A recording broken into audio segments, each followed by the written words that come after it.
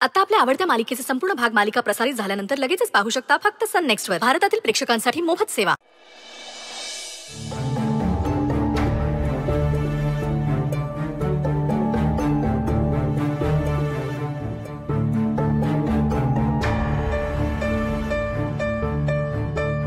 ताई आत येऊ का? हा ये संजय. चला जरा आजचं शेड्यूल सांग. ताई मी शेड्यूल सांगतो, पण मागच्या आठवड्यात जी डील झाली होती. मोनिशा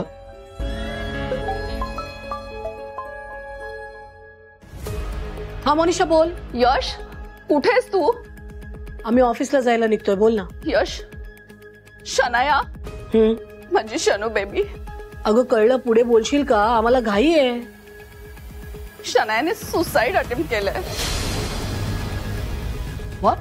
हो. कधी? काल रात्री. ठीक आहे ना ती? नाही ना, शी इज नॉट ओके. तिला हॉस्पिटलाइज केलंय. हो God. I mean she is out of danger, पण डॉक्टरांनी तिला 24 तास अंडर ऑब्झर्वेशन सांगितलंय. पण मला आता वेगळीच भीती वाटतेय. तिने पुन्हा एकदा असं काय केलं तर? वेडी आहे का ती? असं वागतं का कोणी? तिची काय चूक आहे? 2 दिवसावर लग्न आलास तर तू मोडलायस. ती डिप्रेशन मध्ये गेले. काय करणार माझी शनू बेबी? आणि या सगळ्याला तू जबाबदार आहेस. तू लग्न मोडलायस. Excuse me Monisha. I mean अगं कसं आहे ना, शनू बेबी माझी एकुलती एक मुलगी आहे ग, आणि तिलाच काय झालं तर आम्ही काय करायचं सांग ना. आणि मी काय म्हणते, आपल्या मैत्री खातर तू पुन्हा एकदा तुझ्या निर्णयावर विचार कर ना.